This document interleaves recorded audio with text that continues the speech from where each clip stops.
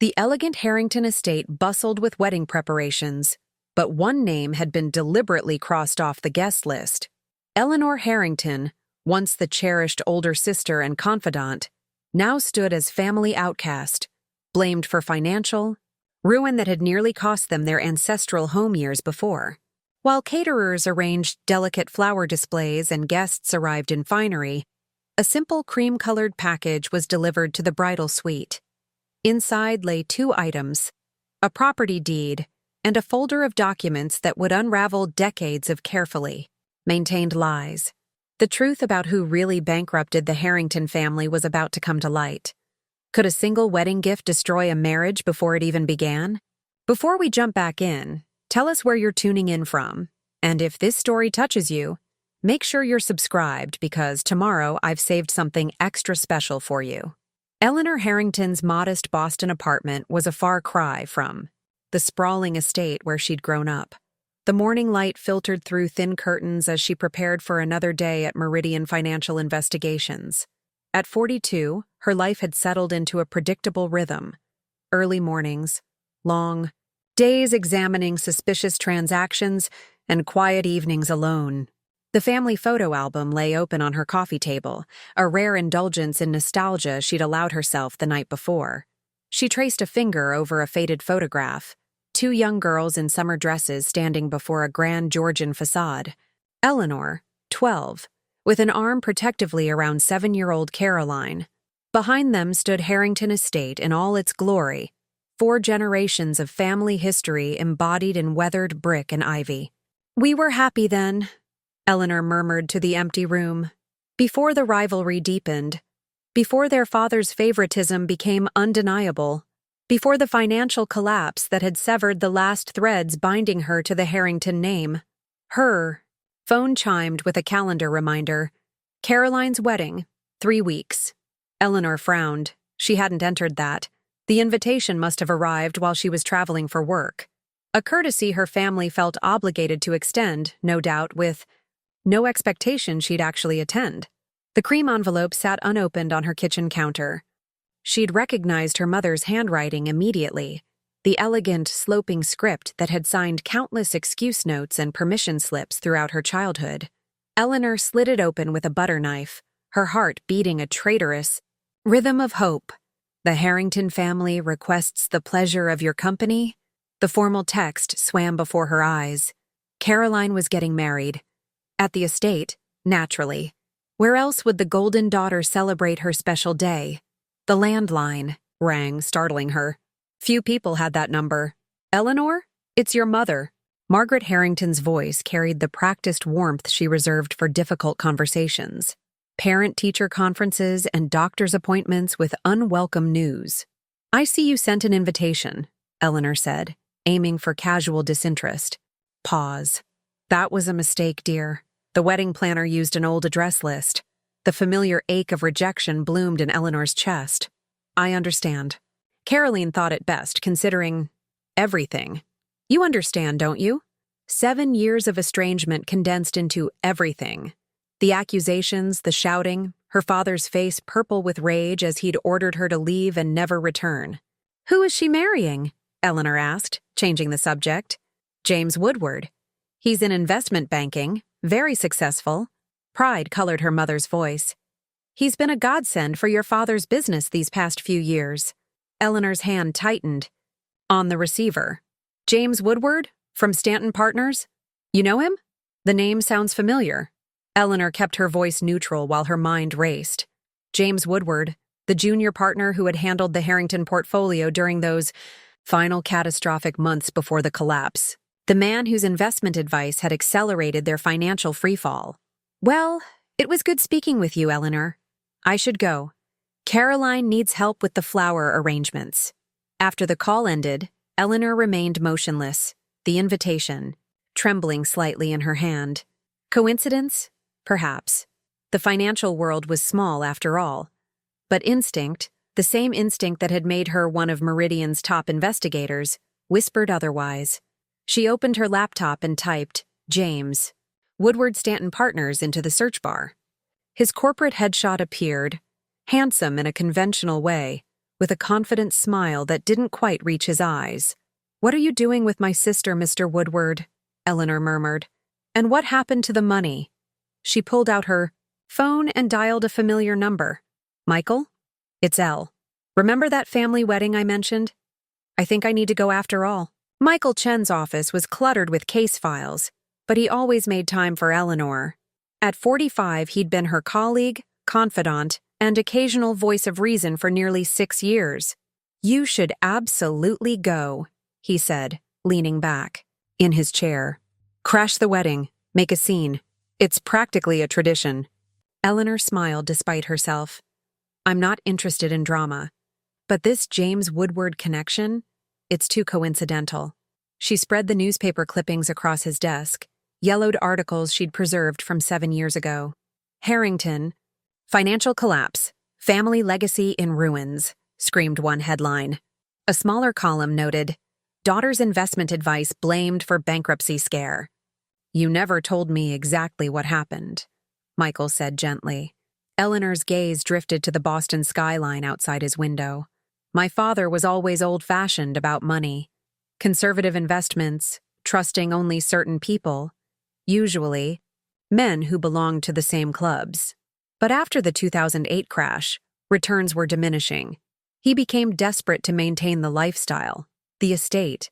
She remembered the day her father had called her into his study, his voice uncharacteristically humble.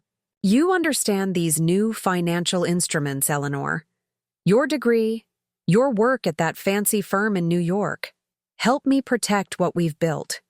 I tried to diversify their holdings, modernize their portfolio, but someone was working against me, making unauthorized trades, shifting funds, and covering their tracks expertly. Michael frowned. "And they blamed you." I was an easy target. Caroline had just finished her art history degree, hardly qualified to give financial advice. My father couldn't accept his own mistakes, and there was someone else involved. Someone I was protecting. Eleanor absently touched a small scar near her temple, a souvenir from the night she'd been thrown out. "Your father," Michael guessed. Eleanor nodded. "I discovered he'd made some desperate moves, trying to recoup earlier losses. Nothing illegal, just reckless. If it had become public, his reputation would have been destroyed. So you took the fall.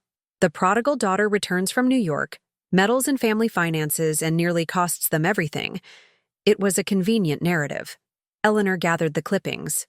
"But now I'm wondering if there was another player. The timing of James entering the picture, his position at Stanton Partners. You think he deliberately tanked your family's investments? I think it's worth investigating. Caroline deserves to know who she's really marrying." Eleanor stood, determination replacing the old resignation in her eyes.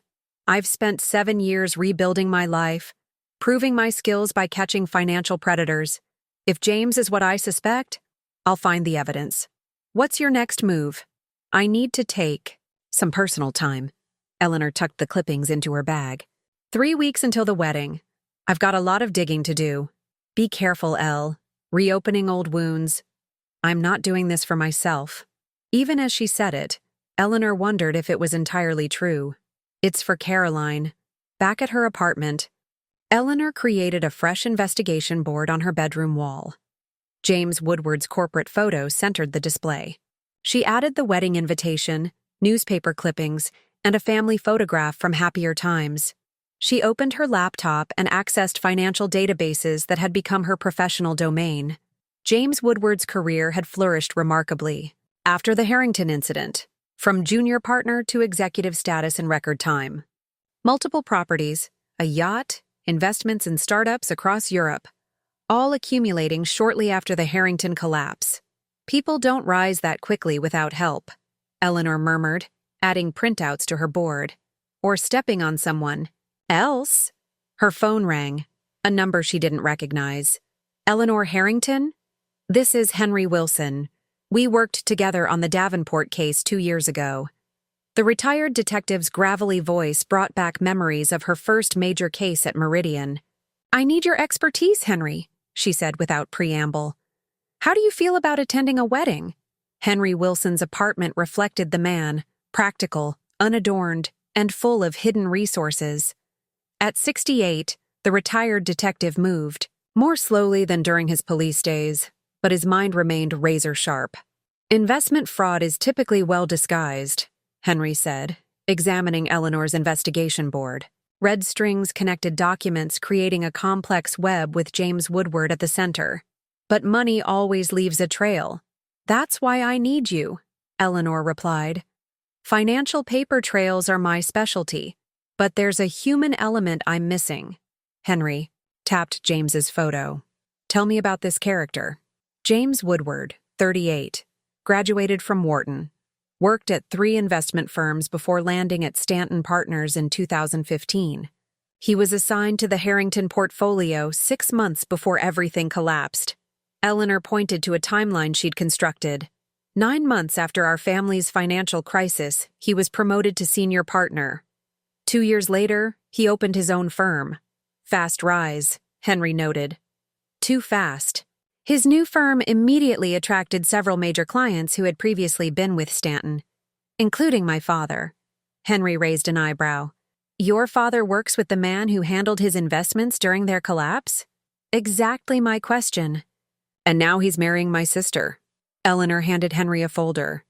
These are the transaction records I've been able to piece together from public filings.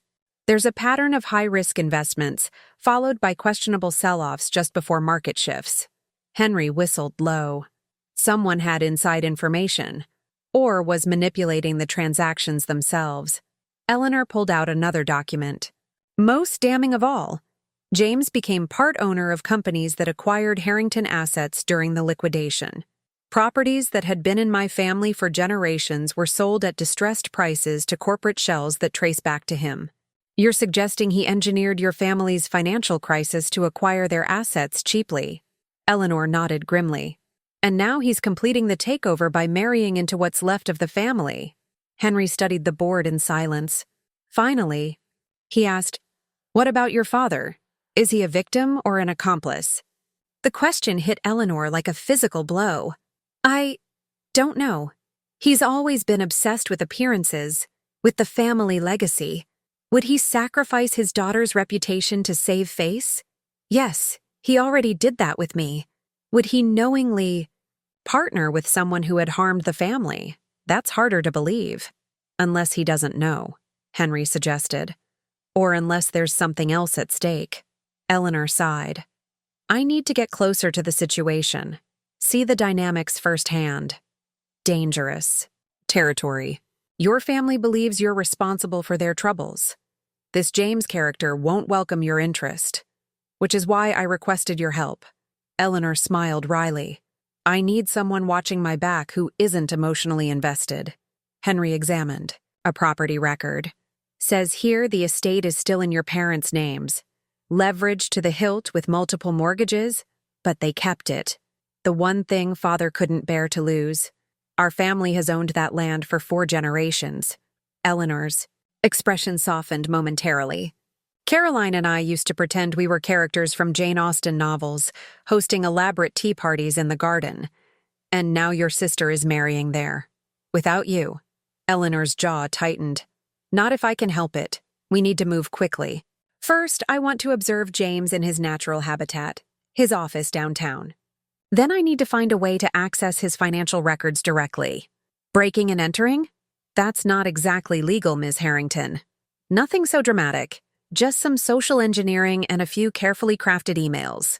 Eleanor's smile didn't reach her eyes. Financial Investigation 101. People are the weakest security link. Henry shook his head, but couldn't suppress a smile. I can see why you're good at your job. But remember, if your suspicions are correct, this man destroyed your family once already. He won't hesitate to do worse if he feels threatened. I'm not the same naive woman I was 7 years ago, Eleanor said, determination hardening her voice. This time, I know exactly what I'm dealing with. The Westfield Hotel in downtown Oak Ridge maintained the quiet elegance that had made it the preferred meeting place for the town's elite for generations. Eleanor chose a table with a clear view of the entrance, adjusted the small recording device in her purse, and waited. James Woodward arrived precisely on time, his tailored suit and confident stride marking him as a man accustomed to commanding attention.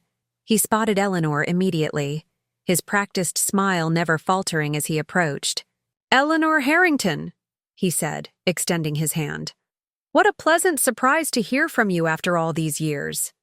His handshake was firm, his blue eyes coldly assessing despite the warmth in his voice. Eleanor recognized the calculated charm. Immediately, she'd encountered it in dozens of financial predators throughout her career. "Thank you for meeting me, James. I felt it was time to clear the air, given your relationship with my sister."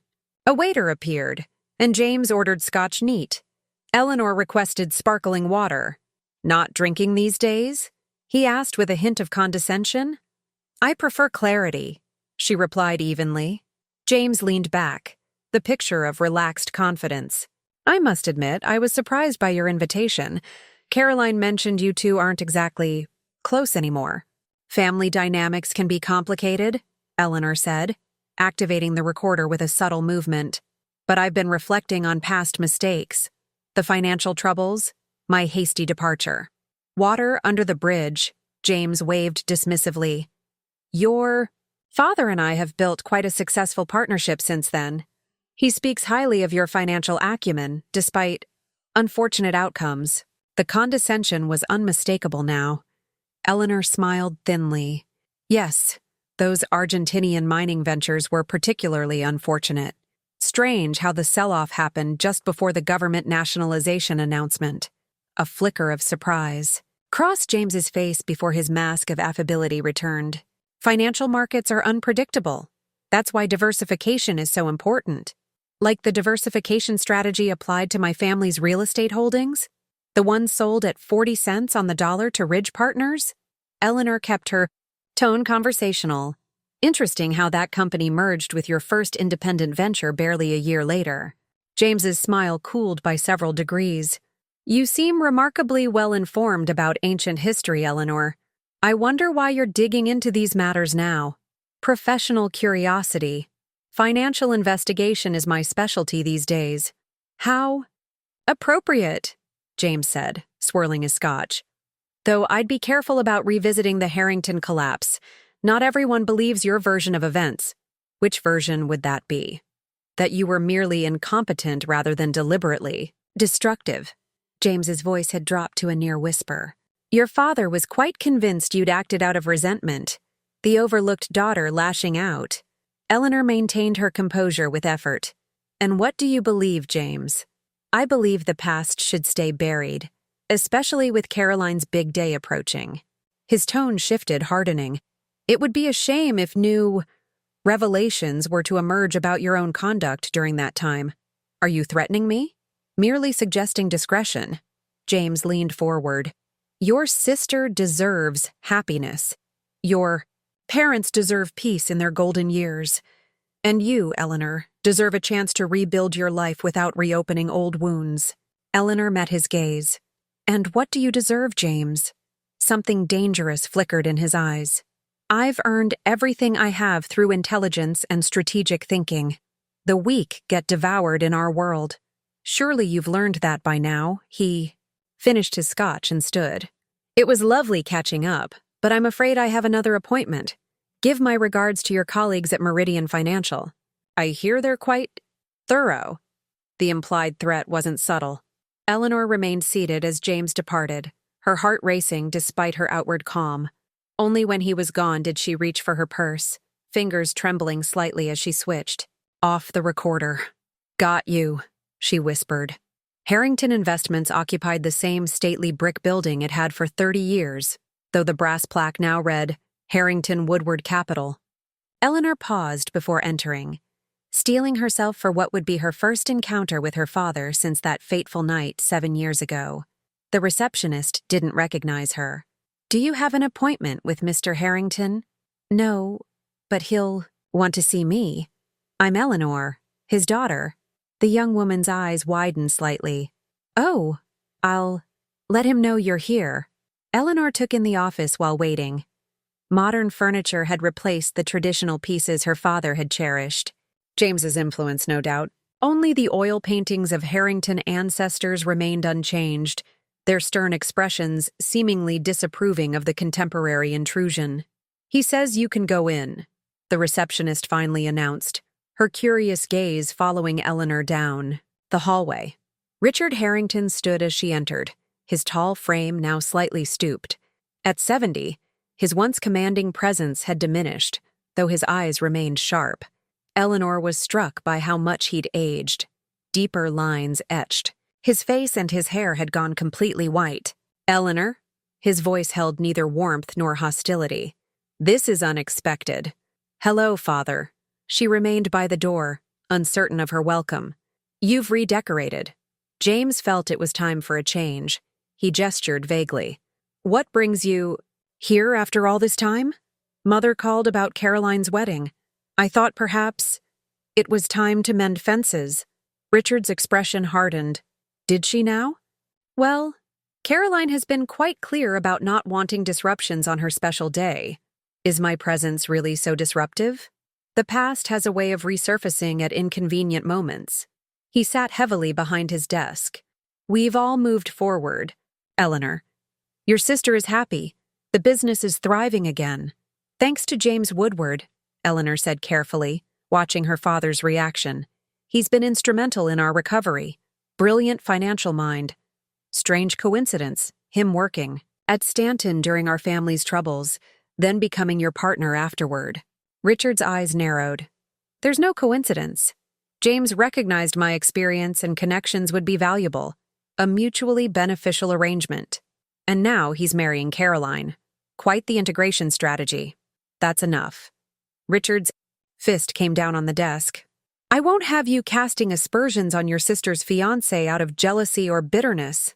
Eleanor noticed a leather-bound ledger on his desk, similar to the one he'd kept for years, recording transactions in his personal cipher, a family tradition passed down from her grandfather, who'd been paranoid about competitors stealing ideas. "I'm concerned about Caroline, that's all," Eleanor said, moving closer to the desk. "Have you fully vetted James's background? His business? Practices?" Richard's face flushed with anger. "You dare question my judgment? After what you did to this family?" "What I did?" Eleanor felt the old frustration rising. "I tried to save our investments while someone was deliberately—" "Enough," Richard stood abruptly. "I have a meeting in 5 minutes. If you've come to dredge up ancient history or malign James, you can leave now." Eleanor noticed him unconsciously shifting the ledger away from her view.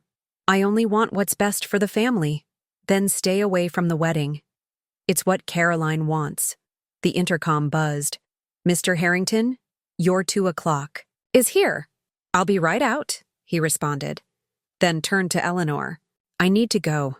"Of course." Eleanor gathered her purse. "It was informative seeing you again."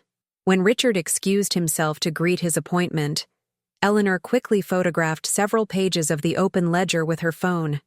The familiar notations brought back memories of childhood puzzles, her father teaching her the family cipher, never imagining she'd one day use it against him. Outside, Eleanor leaned against her rental car, her hands trembling slightly. The coded entries she'd glimpsed included dates corresponding to the family's financial collapse, James's name appearing repeatedly alongside notations that made little sense at first glance. She texted Henry, "Meeting with father complete. Have photos of his private ledger. Something's very wrong. He's either being manipulated or complicit. Either way, we need to move faster." Eleanor's hotel room had transformed into an investigative war room. Printouts covered the bed. Laptop screens displayed financial charts, and the photographs of her father's ledger were arranged across the desk. Henry peered at the images through reading glasses, occasionally jotting notes. "Your father's cipher is remarkably consistent," he commented. "Once you understand the pattern, it's quite readable." Eleanor nodded, typing furiously on her laptop. "He taught it to me when I was 12. Said it was a Harrington family tradition dating back to the Depression, when my grandfather didn't trust banks or business partners." "Ironic," Henry murmured. Eleanor inserted a USB drive containing financial records she'd been collecting for years. The innocuous black device contained her personal insurance policy. evidence she'd gathered about the family's investments long before she'd been blamed for their collapse. "Here," she said, pointing to a ledger entry. "This notation, JWSP Divert 37. That's from 3 weeks before our accounts started hemorrhaging money. JW is clearly James Woodward. SP is Stanton Partners. And divert? In my father's shorthand, it typically meant moving funds from one account to another." Eleanor frowned. "But divert 37 makes no sense unless... percentage points, maybe?" Henry studied another entry. "What about this one? JW Agreement. Silence for Salvation." A chill ran through Eleanor. "That's dated 2 days after I was thrown out." "Sounds like a blackmail arrangement," Henry said bluntly. "Your father agrees to remain silent about something in exchange for financial salvation." Eleanor stared at the decoded entries, pieces falling into place. James must have discovered my father's unauthorized trades, the desperate moves he made trying to recoup earlier losses. He used that knowledge to manipulate him. She opened another file on her laptop. "Look at these transaction records. James systematically undermined the investments I recommended, then used my father's ill-advised trades as leverage.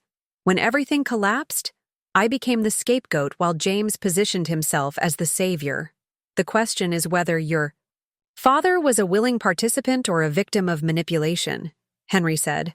Eleanor's expression darkened. "Does it matter? He chose to blame me rather than admit his mistakes or expose James's actions. It might matter to Caroline." The mention of her sister sobered Eleanor. She pulled up James's financial records, acquired through methods she preferred not to detail to the retired detective. "James was deeply in debt before our family's collapse," she explained. "Gambling problems, failed investments of his own. Then suddenly, he's flush with cash, buying property, making strategic investments. With your family's money?"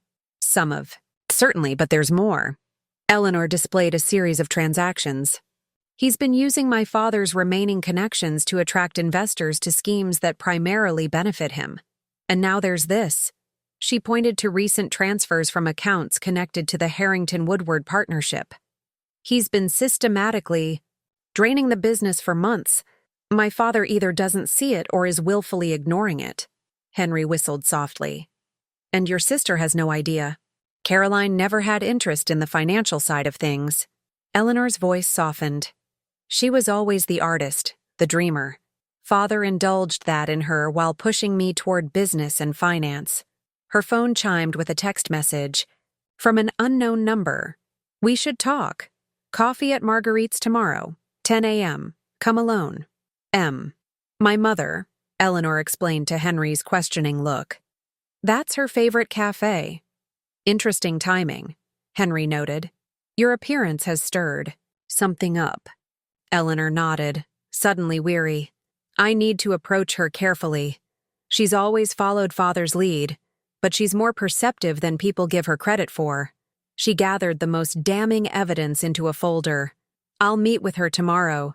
See what she knows. In the meantime, can you dig deeper into James's current finances? I'm especially interested in any plans for the estate property." "You think that's his endgame? The Harrington estate?" Eleanor looked at a childhood photo of herself and Caroline playing on the grand lawn of their family home. "It's the one asset. Father refused to sell, even at the worst of the crisis.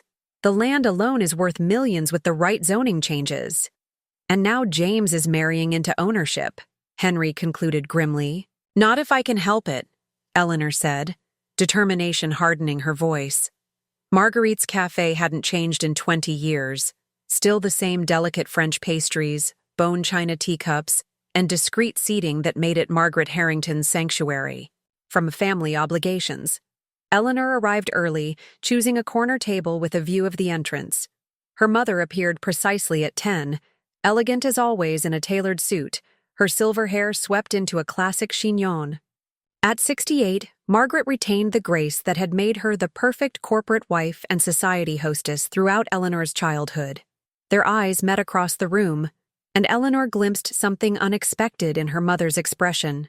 Not the cold formality she'd anticipated, but a complicated mixture of apprehension and relief. "Eleanor." Margaret's voice was soft as she slid into the chair opposite. "You look well." "So do you, Mother." An awkward silence followed as the waitress took their orders. Earl Grey for Margaret, black coffee for Eleanor. "I shouldn't be meeting you," Margaret finally said. "Your father would be furious. Yet here you are." Margaret's fingers traced the edge of her linen napkin. "I saw you at the office yesterday. Richard was unsettled afterward. We didn't exactly have a warm reunion. What are you hoping to accomplish, Eleanor? Why return now after all these years?" Eleanor studied her mother's face. "I think you know why.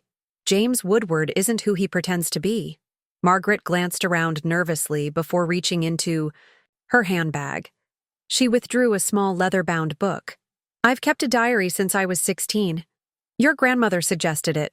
A way to process thoughts too complicated to speak aloud." She slid the diary across the table. Pages 72 through 90 cover the period when James first entered our lives. The rest documents my observations since. Eleanor stared at the journal, stunned by the offering. "You've been watching him all this time?" "I've been a corporate wife for 45 years, Eleanor. I learned long ago to observe carefully while appearing decorative." A hint of bitterness colored Margaret's tone. "James never considered me worth impressing, or worth fearing." Eleanor carefully opened the diary, scanning entries written in her mother's precise handwriting. April 15th, 2018. R. introduced James W. today. Something calculated in how he studies our home, our possessions. Reminds me of Richard's hungriest associates, but sharper edges. June 30th, 2018. Found James in Richard's study during the dinner party. Claimed to be looking for the restroom, but his hand was on R's desk drawer. Made excuse to stay until he left. September 8th, 2018. Caroline mentioned meeting James for lunch. He's suddenly everywhere. R now consults him on all financial matters. What happened to Eleanor's warnings? Eleanor looked up, pulse quickening. "You never believed I was responsible for the financial collapse." "Not entirely." Margaret sipped her tea. "But Richard was so convinced, and you left so abruptly." "I didn't have enough evidence to challenge him. And now? Caroline is about to marry this man." Margaret's hand trembled slightly. "Caroline is besotted. She sees James as the savior of our family's legacy, the man who helped her father rebuild after disaster. A disaster James engineered," Eleanor said quietly. "Can you prove that?" Margaret's gaze was suddenly intense. "Because accusations without evidence will only alienate Caroline further. I'm building a case. The ledger photos help." Margaret nodded. "Richard still trusts that cipher too much. He doesn't realize I decoded it years ago." Eleanor felt a newfound respect for her mother. "James is planning something with the estate, isn't he? That's why the rushed engagement." Caroline believes it's romantic spontaneity, but yes, there have been surveyors on the property, meetings Richard won't discuss. Margaret's voice dropped. "Richard's health is failing, Eleanor. He won't admit it, but he's had episodes. Memory lapses, confusion. Does Caroline know?" "No. He's determined to see her settled before—" Margaret couldn't finish the sentence. "And James is exploiting that desperation," Eleanor concluded grimly. "The engagement dinner is tomorrow night at the estate. The whole family will be there." Margaret gathered her purse. "I can get you in. But you'll need to be discreet. If you have evidence about James, bring it." Eleanor carefully returned the diary. "Keep this safe. And Mother—" "Thank you." Margaret paused, her composure cracking slightly. "I lost one daughter 7 years ago. I won't lose another to that man." As she watched her mother leave, Eleanor realized the dynamics were more complex than she'd imagined. Her phone buzzed with a text from Henry. "Found something about the estate. Call immediately." Harrington Estate loomed in the twilight, its Georgian facade illuminated by strategic lighting that highlighted the architectural details while disguising the wear of centuries. Eleanor sat in her rental car at the end of the long driveway, the wedding invitation on the passenger seat beside her. The very invitation her mother had insisted was sent by mistake. A light tap on her window startled her. Margaret stood there, elegant in an evening dress, I saw your headlights, she explained as Eleanor stepped out. Come through the kitchen entrance. The staff are too busy to notice another guest. Eleanor followed her mother along a garden path she knew by heart, memories flooding back with each step. Summer days chasing butterflies, winter snowball fights with Caroline, reading beneath the ancient oak tree that still dominated the western lawn. Most guests are already in the drawing room, Margaret whispered as they slipped through the kitchen door. Caroline is upstairs finishing her makeup. James is holding court with your father's business associates. The familiar sense of home, lemon polish, old books, the faintest hint of wood smoke, nearly overwhelmed Eleanor. 7 years of exile had not diminished the visceral connection to this place. Wait here, Margaret directed, leaving Eleanor in the small library that connected to the main hall. I'll find the right moment. Alone, Eleanor examined the room that had changed little since her childhood. Family photographs lined the mahogany shelves, though she noticed her own image was conspicuously absent from recent displays. On her father's desk lay an embossed envelope, the wax seal broken. She recognized it immediately. Caroline's wedding. Invitation, identical to the one she'd received. Eleanor picked it up, noticing a handwritten note tucked inside. Can't wait to make it official. The buyers are confirmed for August. J. The library door opened, and Eleanor quickly replaced the invitation. But instead of her mother, Caroline stood in the doorway, resplendent in a midnight blue cocktail dress. I thought I saw... Caroline's voice faltered. What are you doing here? 7 years had matured Caroline's beauty, her features more defined, her presence more assured. But her eyes, wide with shock, were exactly as Eleanor remembered. Mother invited me, Eleanor said simply. Of course she did. Caroline's surprise hardened into something colder. Always undermining my wishes. We need to talk, Caro. Don't call me that. You lost that right years ago. Caroline closed the door behind her, keeping her voice low. You need to leave before James or father sees you. That's exactly why we need to talk. James Woodward isn't who you think he is. Caroline laughed bitterly. Let me guess. You've conducted some investigation, found some evidence that my fiancé is a villain. How convenient just before my wedding. It's not like that. It's exactly like that. You couldn't stand that father finally favored me, that I found success and happiness while you were disgraced. Caroline's fingers clutched a small gold locket at her throat, the same one Eleanor had given her on her 16th birthday. You've always been jealous of me. I've never been jealous of you, Caro. I've always loved you. That's why I'm here.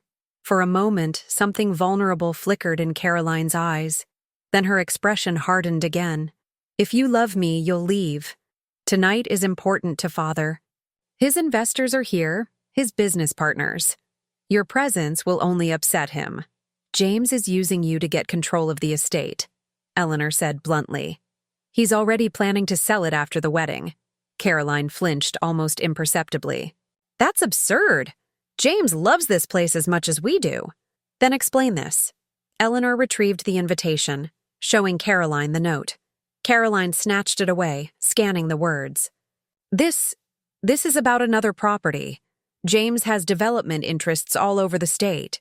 You don't sound convinced. Before Caroline could respond, the library door opened again.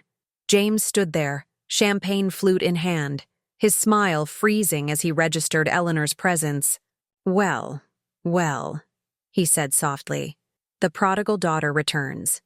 Caroline moved to his side instinctively. James, I was just asking Eleanor to leave. Nonsense, James said, his voice pleasant but his eyes cold. Family should be together at times. Like these. Though perhaps we should discuss this in private, before your father sees his beloved home invaded. The pointed barb wasn't subtle. Eleanor met his gaze steadily. Actually, I think it's time I greeted my father properly. This is still my family home after all. The dinner was a masterclass in controlled hostility. Eleanor sat at the far end of the table, diplomatically separated from her father by 3 chattering cousins and an elderly aunt who kept mistaking her for a distant niece. James held court at the head of the table beside Richard. occasionally sending calculated glances in Eleanor's direction. "You're playing with fire," Henry texted when she slipped away to the powder room. "Be careful." Eleanor watched Caroline throughout the meal. Despite her sister's show of happiness, Eleanor caught moments when the mask slipped, Caroline's smile fading when she thought no one was looking, her fingers repeatedly touching the gold locket at her throat. After dinner, Eleanor found an opportunity when Caroline stepped onto the terrace alone. The spring evening was cool, the garden fragrant with early blooms. "You still wear it," Eleanor said softly, indicating the locket. Caroline's hand flew to the pendant protectively. "Some habits are hard to break." "May I?" Eleanor extended her hand. After a moment's hesitation, Caroline leaned forward.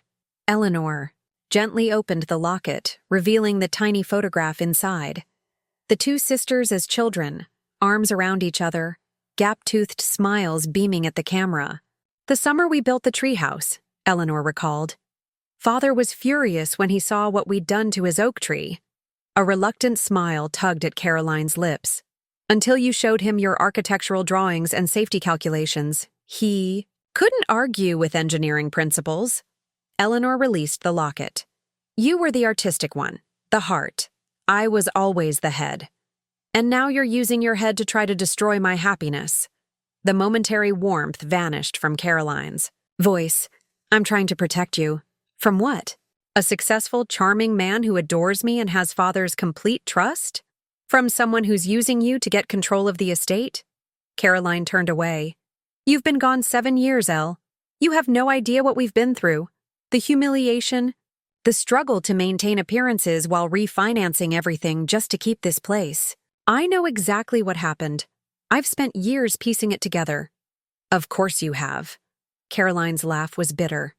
"Always the investigator." Eleanor pressed on. "Have you asked yourself why James is rushing this wedding? Why he's so interested in a property that's mortgaged to the hilt? Why he's been surveying the grounds?"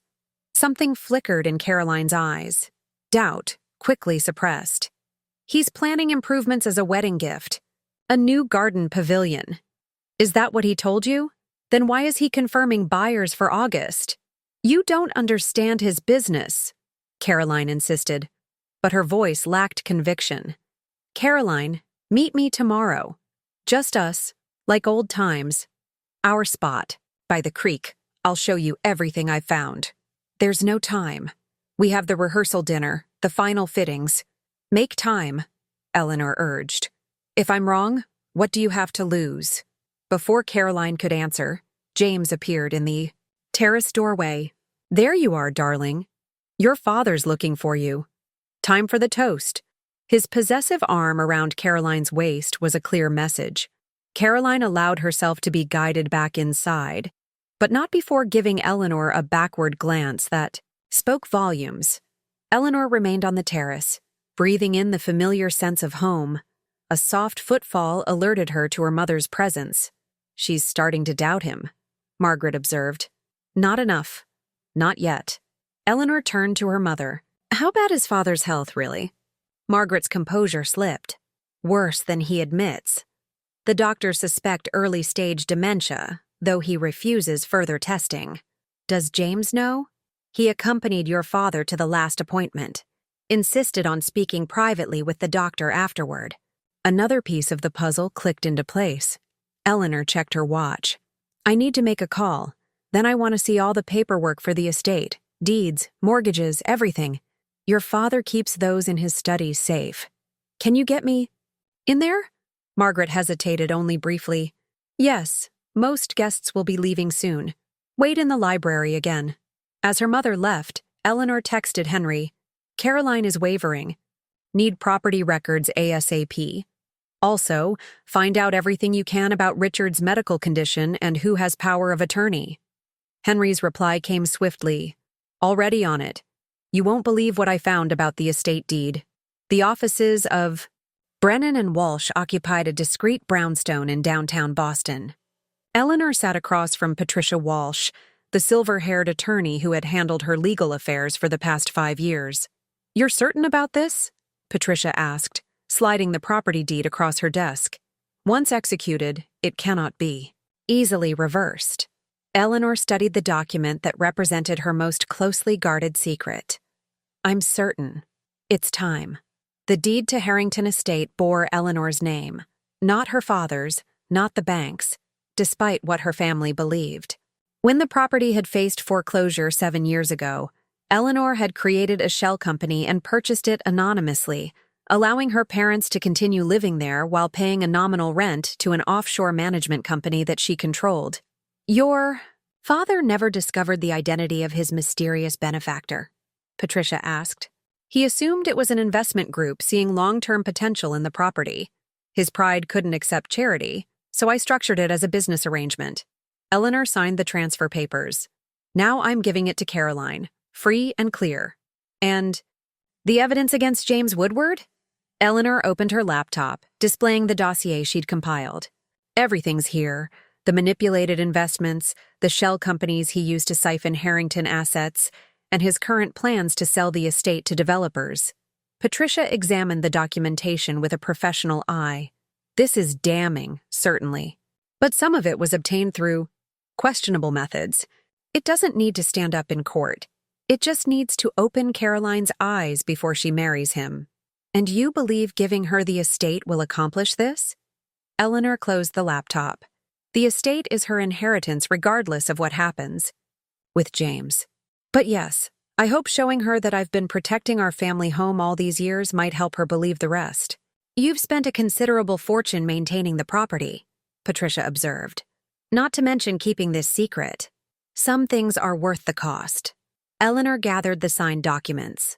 Can you have the final transfer papers ready by tomorrow? I want to include them with the evidence when I give everything to Caroline. I'll have my assistant prepare the complete package tonight.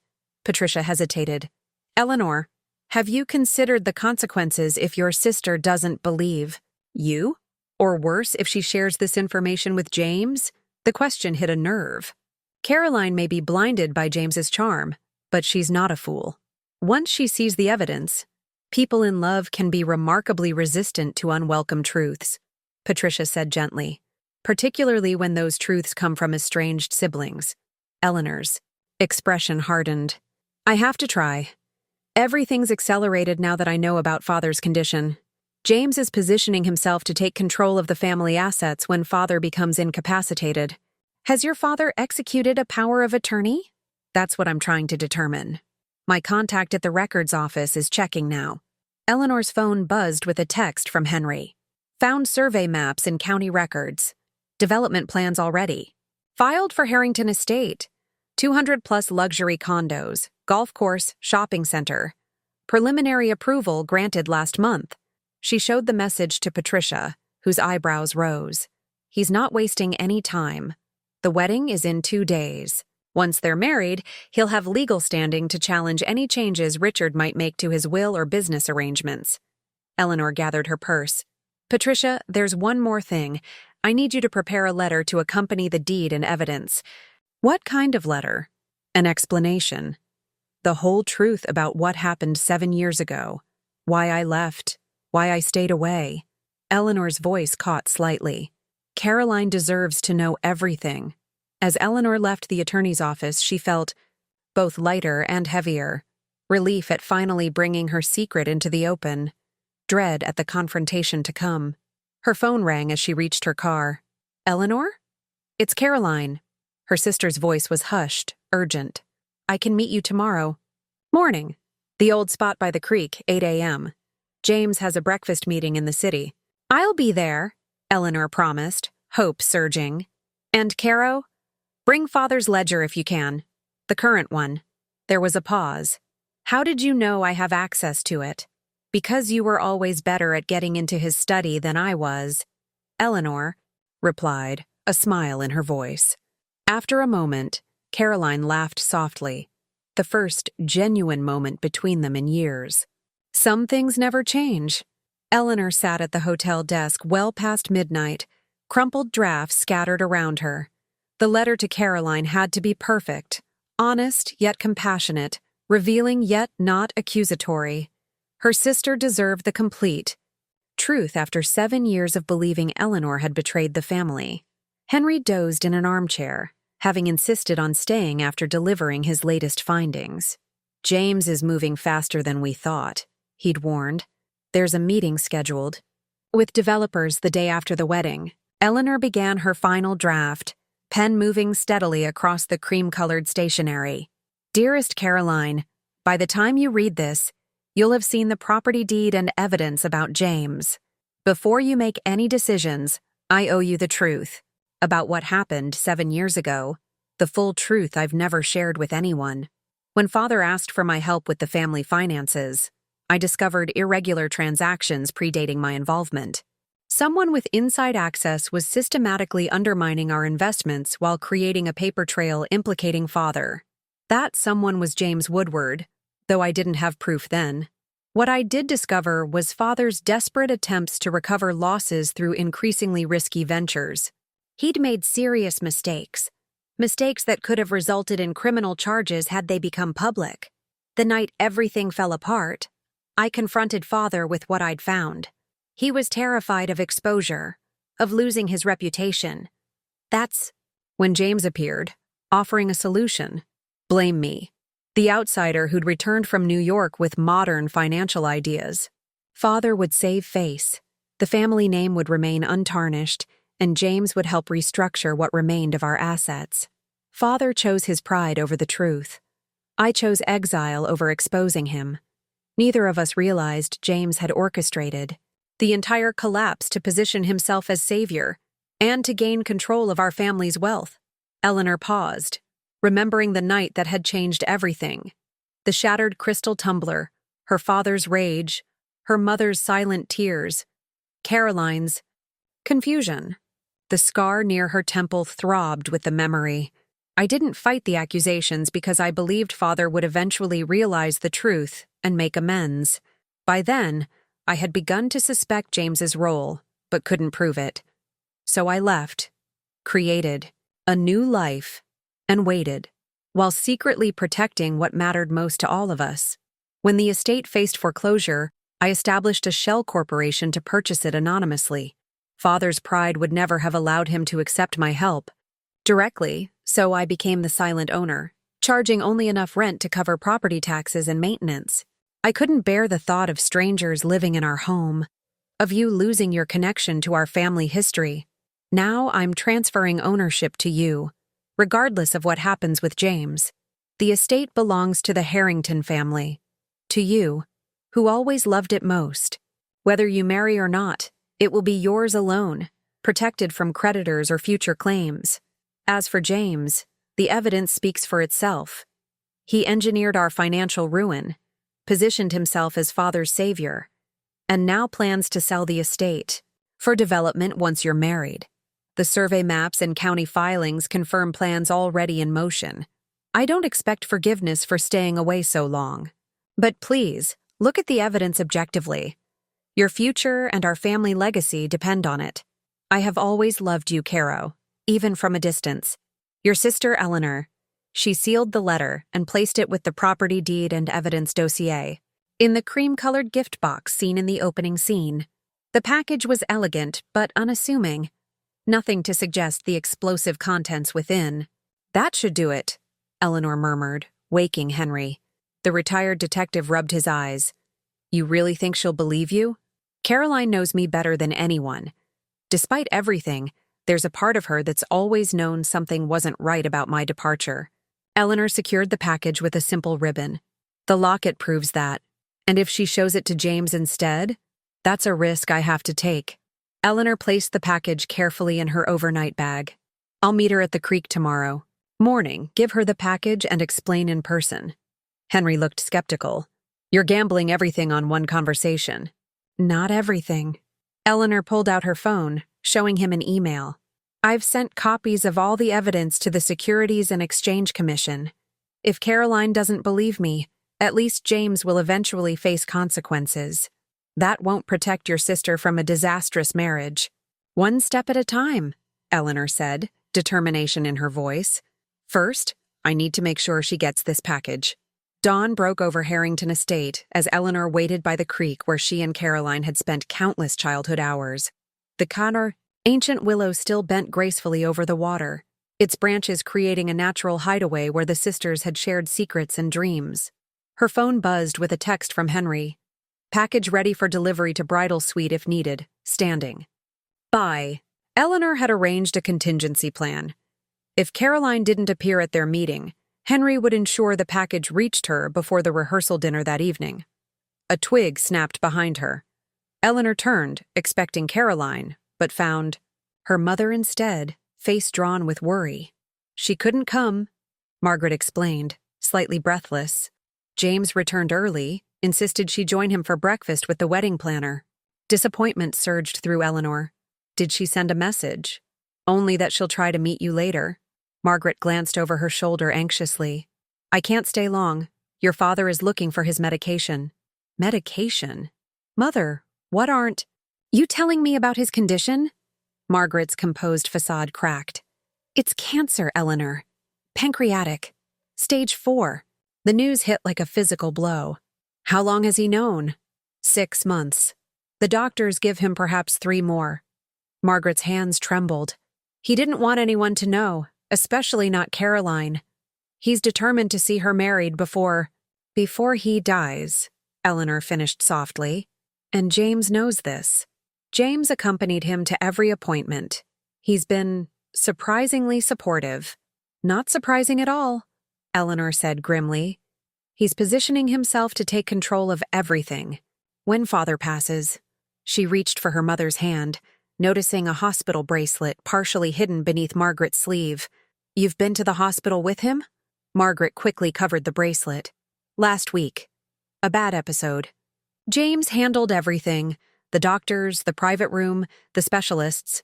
Did father sign anything while hospitalized? Legal documents? Powers of attorney? I'm not sure. There were many papers. James said they were routine authorizations. For treatment. Eleanor felt a chill. Mother, I need to see those documents. James may have used father's condition to gain legal control of his assets. Margaret looked stricken. Surely he wouldn't. He would. He's been planning this for years. Eleanor showed her mother the property surveys on her phone. These development plans were filed last month. James intends to sell the estate immediately after the wedding. That can't be true. Caroline would never agree to sell our home. Caroline doesn't know. And once they're married, he may not need her permission, especially if he's obtained power of attorney over father's affairs. Margaret sank onto a nearby stone bench, suddenly looking every one of her 68 years. Richard would never willingly give up control. Not willingly, no. But confused, medicated, trusting his future son-in-law, it's the perfect opportunity for James. Eleanor sat beside her mother, mind racing. I need to get into father's study again, and I need to speak with Caroline before the rehearsal dinner. James barely leaves her side now. It's as if he senses something's wrong. Margaret twisted her wedding ring anxiously. And your father insists everything must proceed perfectly. The investors attending the wedding, they're potential partners in James's new venture. The development project, Eleanor realized. He's already lined up backers. Margaret nodded. Important people arriving from all over the country. Your father believes it's to celebrate Caroline's marriage, but it's actually a business opportunity for James. Eleanor checked her watch. When is father meeting with his attorney? To review the final wedding arrangements? This afternoon at 2. Why? Because I need to see what legal documents have been prepared. Eleanor squeezed her mother's hand. Can you get me into that meeting? Impossible. James never leaves your father's side during legal discussions. Then I need another way to see those papers. Eleanor thought quickly. Mother, does Caroline still have access to father's private safe? The one behind the painting in his study? Yes, though she rarely uses it. Richard gave her the combination years ago for emergencies. I need you to get a message to her. Tell her to check the safe today before the rehearsal. Tell her it's about father's health. Eleanor's expression was grim. And mother? Make sure she comes alone. As Margaret hurried back toward the house, Eleanor texted Henry. Change of plans. Need to intercept documents from Richard's attorney and find out everything you can about medical powers of attorney signed in the last 6 months. Caroline's bridal suite. her childhood bedroom transformed with white roses and wedding preparations, offered a momentary sanctuary from the whirlwind of activity below. She sat at her vanity, the familiar space now cluttered with makeup artists, supplies and hair accessories for tomorrow's ceremony. Her mother's message had been cryptic but urgent. Check your father's safe. Something you need to see about his health. Go alone. Caroline had made her excuses to James, claiming a headache that required a brief rest before the evening's rehearsal dinner. His concern had seemed genuine, though something in his insistence on having her assistant check on her every 30 minutes had felt controlling. A knock at the door interrupted her thoughts.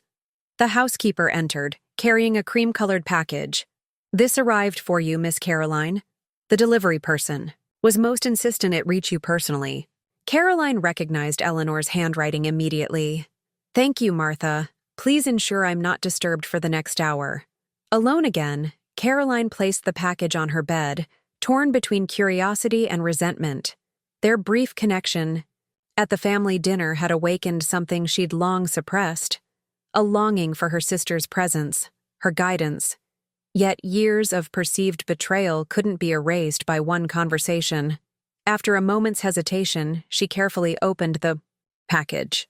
Inside lay 3 items: a legal document, a thick folder of evidence, and a sealed letter. The legal document caught her attention first: a property deed to Harrington Estate, with her name listed as the sole owner. Caroline stared in disbelief. The property had been transferred from Eleanor Harrington Holdings, LLC, to Caroline Ann Harrington, effective immediately. "Eleanor owns the estate," she whispered, confusion replacing surprise.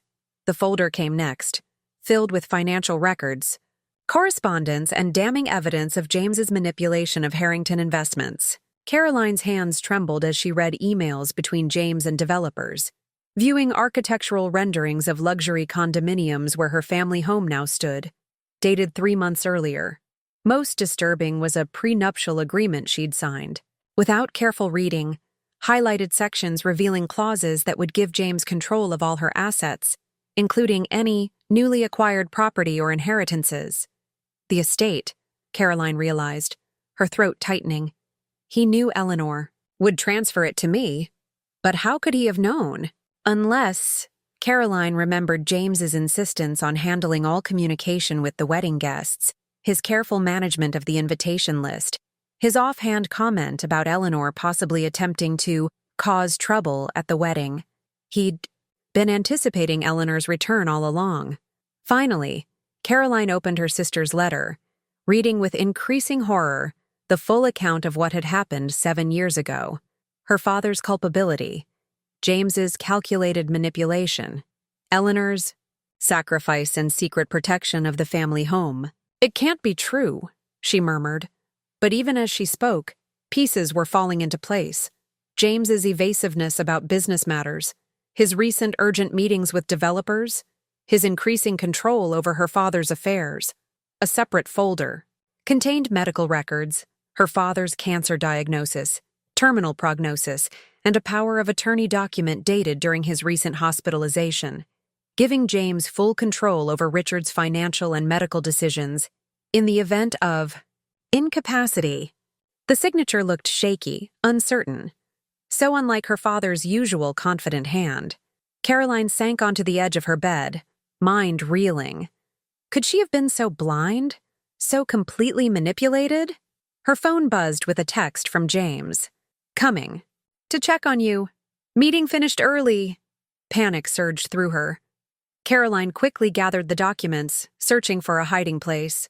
Her gaze fell on her wedding gown hanging on the closet door, an extravagant creation James had insisted on, overriding her preference for something simpler. The sound of footsteps in the hallway spurred her to action. She shoved the package under the bed and straightened her dress just as the door opened. James entered, concern etched on his handsome face. "Feeling better, darling? Everyone's asking for you downstairs." "Much better," Caroline lied, forcing a smile. "I was just about to come down." His gaze swept the room, lingering momentarily on the bed where the corner of the cream package remained visible. "What's that?" "Just a wedding gift," Caroline said casually, heart pounding. From an old school friend. James moved toward the bed. Let's see what your friend sent, shall we? Caroline stepped between him and the package. Actually, I need to speak with my father before the rehearsal. Something about the ceremony. James's smile didn't reach his eyes. Your father is quite busy with guests. Perhaps I can help instead. It's a father-daughter tradition, Caroline insisted, moving toward the door. I won't be long. As she hurried down the hallway, Caroline felt James's gaze boring into her back. For the first time, it sent a chill down her spine rather than a thrill. She had to find her father, and Eleanor, immediately. Caroline found her father alone in his study, gazing out the window at the estate grounds. The afternoon sun illuminated his frail frame, a stark reminder of the vibrant man he'd once been. Father? She said softly. Richard turned, summoning a smile that didn't erase the pain evident in his eyes. There's my beautiful bride. Shouldn't you be preparing for the rehearsal? Caroline closed the door behind her. I need to ask you something important. About James. A shadow crossed Richard's face. Has he displeased you in some way? Whatever it is, I'm sure. Is it true you have cancer? Caroline interrupted, her voice breaking slightly. Richard froze, then sank heavily into his leather chair. Who told you? It doesn't matter. Why didn't you tell me? I didn't want to overshadow your happiness. His hands trembled as he straightened papers on his desk. The doctors are exploring options. James has been extremely supportive. I'm sure he has, Caroline said, a new edge to her voice. Has he also been supportive in helping you sign over power of attorney while you were hospitalized? Richard's expression shifted from surprise to wariness. You've been speaking with Eleanor. I've been discovering truths that should never have been hidden from me. Caroline perched on the edge of his desk. Father, what really happened 7 years ago? I need to hear it from you. Richard looked suddenly older, the weight of secrets visibly crushing him. Your sister has always had an overactive imagination. Don't. Caroline's voice was firm. I've seen the evidence, the development plans for the estate, the manipulated investments. I need to hear your part in all this. After a long silence, Richard spoke, his voice barely audible. I made mistakes. Terrible, prideful mistakes. When Eleanor discovered them, I couldn't bear the shame. He looked up, eyes glistening. It was easier to let her take the blame. James offered a solution that preserved our family's reputation. At the cost of your relationship with Eleanor. She chose to leave, Richard said defensively. After you.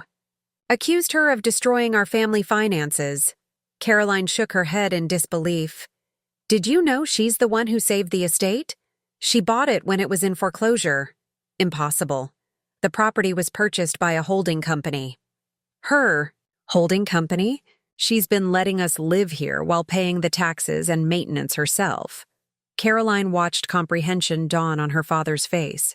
And now she's transferred ownership to me as a wedding gift. Richard's shock was genuine.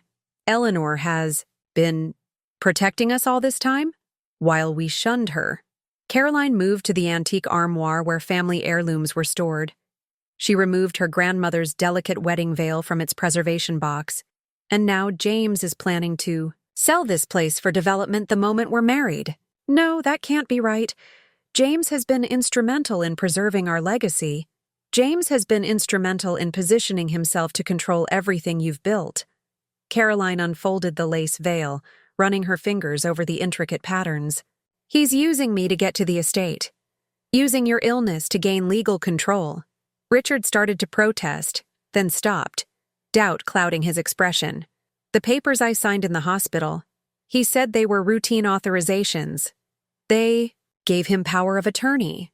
Caroline placed the veil on her head, its weight both physical and symbolic. Tomorrow, I'm supposed to walk down the aisle and legally bind myself to a man who has systematically destroyed our family. Caroline, these accusations are supported by evidence if you're willing to see it. She stood before the study's ornate mirror, the antique veil transforming her modern appearance into something timeless, a Harrington bride, connected to generations before her. The question is, what do we do now? Before Richard could answer, The study door opened. James stood in the doorway, his expression shifting from concern to calculation as he took in the scene. There you are. Everyone's waiting for the rehearsal to begin. His gaze fixed on the veil. Is that what you'll be wearing tomorrow? It's a bit outdated, isn't it? It's a family tradition, Caroline replied, meeting his eyes in the mirror. Some things shouldn't be discarded for the sake of modernity. James stepped closer, placing proprietary hands on her shoulders. Your wedding planner has selected a contemporary veil that better complements your gown. We've discussed this. Have we? Caroline turned to face him. Or have you simply decided as you've decided so many things about our future? James's smile tightened. Wedding nerves. Perfectly natural. He glanced at Richard. Perhaps you should rest before the rehearsal, Richard. You look tired. I'm fine, Richard said, a new alertness in his posture.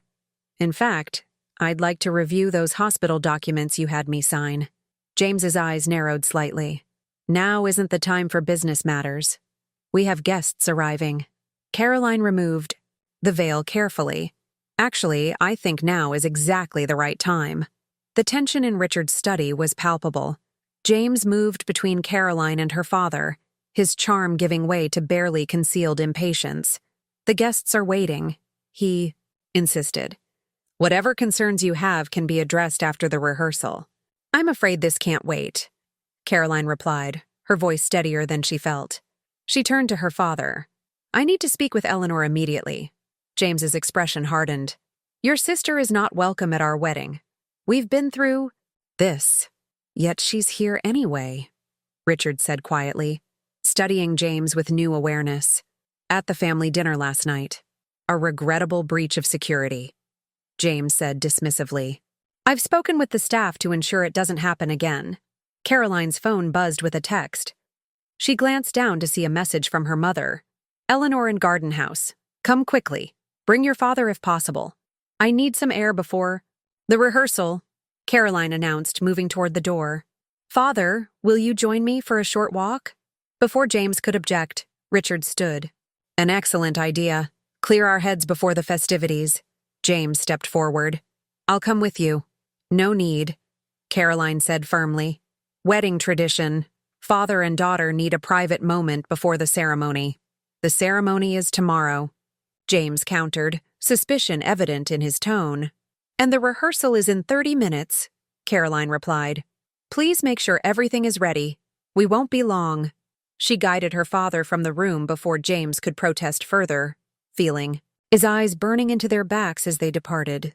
He suspects something, Richard murmured as they walked briskly down the hallway. Good, Caroline said grimly. It's about time someone questioned his actions. They slipped out a side door, taking a garden path that wound through rhododendron bushes toward the small stone cottage that had once been the estate's gardener's residence. Eleanor waited inside with Margaret and Henry, a laptop open on the rustic table. Caroline, Eleanor breathed, relief evident in her voice. You got the package. I did. Caroline hesitated only a moment before embracing her sister. Why didn't you tell me you owned the estate? Would you have believed me? Eleanor asked softly. Richard stood in the doorway, uncertainty etched on his face. Eleanor, the sisters separated, both turning to their father. Eleanor's expression was guarded. Father. Margaret broke the tense silence. We don't have much time. Henry has something you all need to see. The retired detective nodded, turning the laptop to face them. Security footage from Westfield Development's offices dated 3 weeks ago. He pressed play. The video showed James in a conference room with 3 men in expensive suits, spreading architectural plans across a table. As you can see, James's voice came clearly through the speakers. Once the wedding is complete, ownership transfer will be immediate. The old man has months at most, and my power of attorney gives me full control of all Harrington assets. One of the men gestured to the plans. The estate's historical designation could be problematic. Already handled, James replied confidently. My fiancé will sign the required documents. She has no idea of the property's true value or my plans for it. She's rather sentimental about the place, but easily managed. Caroline's face flushed with anger. Easily managed? There's more, Henry said, fast-forwarding the video. James appeared again, this time saying, "The prenuptial agreement ensures I retain control of all assets in the event of any marital difficulties, and with her father's condition deteriorating rapidly, she'll be too preoccupied with grief to question business decisions." Richard sank into a chair, face ashen. "My God. How did you get this footage?" Caroline asked. "I have contacts in security firms," Henry explained. "When I learned about the development plans, I requested access to their surveillance archives. James wasn't as careful as he thought." Eleanor touched Caroline's arm gently. "Now do you understand why I had to come back? Why I couldn't let this wedding happen without warning you?" Caroline nodded, then turned to her father. "He's been lying to all of us, using my feelings for him, your illness, our family's reputation, all to get control of the estate. And the rest of the Harrington assets," Eleanor added. "The business, the investment portfolios, the art collection, everything." Richard looked broken, the weight of his mistakes evident in his slumped shoulders. "I trusted him, defended him against your warnings." "We all did," Margaret said softly. "He was very convincing." Caroline squared her shoulders, determination replacing shock. "The rehearsal starts in 20 minutes. James will come looking for us if we don't appear." "What are you going to do?" Eleanor asked. "I'm going to confront him, publicly, with evidence." Caroline gestured to the laptop. "Can we display this video during the rehearsal dinner?" Henry nodded. "I can connect to the projection system in the main hall." "Caroline," Richard protested weakly.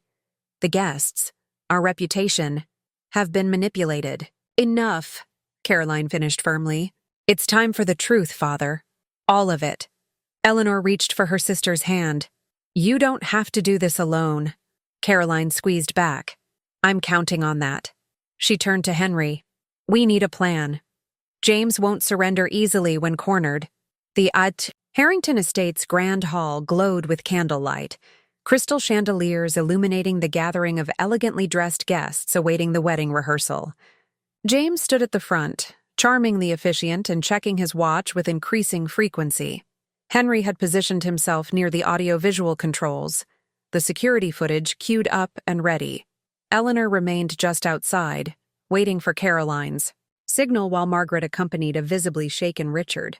"He's becoming agitated," Henry murmured into the small communication device Eleanor had provided. "Keeps checking the entrance and texting someone." Caroline appeared at the top of the grand staircase, composed and regal in a simple blue dress. A collective murmur rippled through the assembly as she descended alone, without her father to escort her. James's practiced smile flickered momentarily. "Darling, we were getting worried. Where's your father?" "He'll be joining us shortly," Caroline replied, her voice carrying clearly across the hushed room. "But before we begin the rehearsal, there's something I need to address." James stepped closer, lowering his voice. "This isn't the time for impromptu speeches, Caroline. Everyone is waiting. They've waited this long. They can wait a few minutes more." Caroline turned to face the assembled guests, family members, business associates, and James's carefully selected contacts. "I want to thank you all for coming, to celebrate what should have been the happiest day of my life." The past tense wasn't lost on James, whose expression hardened. "Caroline, unfortunately," she continued, "I've recently discovered information that makes this wedding impossible." She nodded to Henry, who activated the projection system. James lunged toward the controls, but two of Richard's oldest security staff, briefed by Henry earlier, stepped forward to block his path. "What is the meaning of this?" James demanded, his charm evaporating entirely. The screen filled with James's face from the security footage, his voice echoing through the hall. "Once the wedding is complete, ownership transfer will be immediate. The old man has months at most." Gasps rippled through the crowd as James's true plans played out before them. Caroline watched the color drain from his face, replaced by a dangerous flush of anger. "This is a manipulation," James protested when the video paused. "Clearly doctored by someone who wants to sabotage our happiness." His gaze swept the room, landing on the entrance where Eleanor now stood. "Someone who has always been jealous of your position in this family." "My sister has nothing to be jealous of," Caroline said firmly. "In fact, she's the one who saved this estate when it faced foreclosure years ago." Murmurs spread through the crowd as Eleanor walked forward, stopping beside Caroline. The sisters stood shoulder to shoulder, a united front after 7 years apart. "Eleanor has been the anonymous owner of Harrington Estate for years," Caroline announced. "While allowing our family to remain here, she's been paying the taxes and maintenance costs herself." "Preposterous," James scoffed. "The property is owned by a holding company." "Her holding company," Caroline countered, producing the property deed. "And as of yesterday, she transferred ownership solely to me. Not to us, James. To me." Richard and Margaret emerged from a side entrance, joining their daughters. Richard looked frail but determined, standing straighter than he had in months. "James Woodward," Richard's voice carried the authority that had once made him a formidable businessman. "You manipulated my family, exploited my illness, and planned to destroy our legacy for your own gain." James's composure cracked, his charm giving. "Wait a cold calculation. You have no proof beyond a clearly edited video. And may I remind everyone that I hold Richard's power of attorney. Any financial decisions go through me now." "Not anymore," Henry announced, producing a document. "The courts have granted an emergency revocation based on evidence of coercion and Mr. Harrington's testimony that he was medicated when signing." James's eyes darted around the room, assessing his rapidly diminishing options. "This is absurd. Caroline, surely you don't believe these accusations. After everything we've planned? Everything I've done for your family? Everything you've done to my family," Caroline corrected. She removed her engagement ring, holding it out to him. "The wedding is off, James, and you are no longer welcome in this house." "This house," James snarled, desperation replacing calculation, "will be a pile of rubble within a year. Do you think your precious family legacy can survive in today's market? You need me." "Actually," Eleanor stepped forward, holding up a small recording device. "What we need is for you to repeat those threats again, this time for the Securities and Exchange Commission investigators waiting outside." James lunged forward suddenly, grabbing Caroline's arm. "This isn't over." Before anyone could react, Richard's cane swung up, catching James across the wrist. "Take your hands off my daughter." Security personnel moved in swiftly, restraining James as he shouted threats and accusations. The guests watched in stunned silence as the charming groom-to-be was escorted from the premises, his true nature fully exposed. 1 month after the wedding that never was, the Harrington family gathered on the estate's east lawn. Summer had arrived in full glory, bathing the ancestral home in golden light. Eleanor watched from the terrace as a photographer arranged Richard, Margaret, and Caroline beneath the ancient oak tree, the same spot where family portraits had been taken for generations. "You should be in the picture," Henry said, joining her with 2 glasses of lemonade. Eleanor accepted the drink with a grateful smile. "I'm not sure I'm ready for that yet. Some wounds take time to heal completely." In the weeks following James's exposure, much had changed. The Securities and Exchange Commission had launched a full investigation into his business practices, freezing his assets and those of his conspirators. The development plans for the estate had been permanently shelved, and the property's historical designation strengthened with additional protections. Richard's health remained a concern, but with the burden of secrets lifted, he seemed more at peace. He'd begun treatments that offered modest hope, if not for recovery, then for valuable time with his family. "Eleanor!" Caroline waved from beneath the tree. "Come join us." After a moment's hesitation, Eleanor descended the terrace steps. Caroline met her halfway, linking their arms naturally, as if the 7-year estrangement had never happened. "Father insists on a proper family portrait," Caroline explained. "Says it's time to replace the old ones that didn't include you." Richard stood with Margaret's support, his face thinner but his eyes clearer than they had been in years. "The photographer can only stay another hour," he said gruffly, his way of masking emotion. Best not keep him waiting. As Eleanor took her place beside her sister, Margaret arranged herself on Richard's other side. The family fell into a natural formation, years of tension melting away in the simple act of standing together. "I've been thinking," Richard said as the photographer adjusted his equipment, "about the future of the estate. It's Caroline's now," Eleanor reminded him gently. "She can decide its fate. And I've decided it belongs to the Harrington Family Trust," Caroline replied. "All of us equally. The paperwork is being drawn up." Eleanor blinked in surprise. "That's not necessary." "It is," Richard interrupted. "This home has sheltered Harringtons for 4 generations. It should continue to do so, free from any individual's financial troubles or poor decisions." His gaze met Eleanor's, regret and gratitude mingling in his expression. "Including mine." The photographer called for their attention, and the family turned toward the camera. Just before the shutter clicked, Richard reached for Eleanor's hand, squeezing it with surprising strength. Later, as twilight softened the landscape, the family lingered on the terrace. Eleanor and Caroline sat side by side on the stone balustrade, reminiscent of their childhood poses. "What will you do now?" Caroline asked. "Return to Boston?" Eleanor gazed at the familiar grounds, feeling a sense of belonging she'd thought forever lost. "I've been offered a position heading a new financial crimes division at the Justice Department. It would mean relocating to Washington." "That's not so far," Margaret observed, joining them with a light shawl around her shoulders. "Close enough for weekend visits. And holidays," Caroline added. "You've missed too many already." Richard approached slowly, leaning on his cane. "I've been meaning to ask, how did you afford to maintain this place all these years? It must have cost a fortune." Eleanor smiled. "Let's just say I'm very good at what I do. Financial investigation has its rewards. My daughter, the secret millionaire."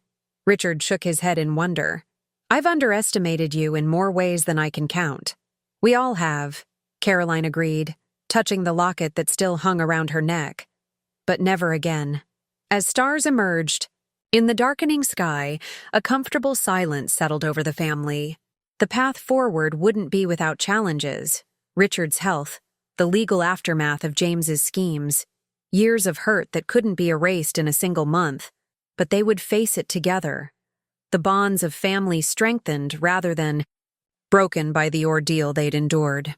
Eleanor gazed at the illuminated facade of Harrington Estate, no longer seeing it as the site of her greatest pain, but as the home it had always been meant to be.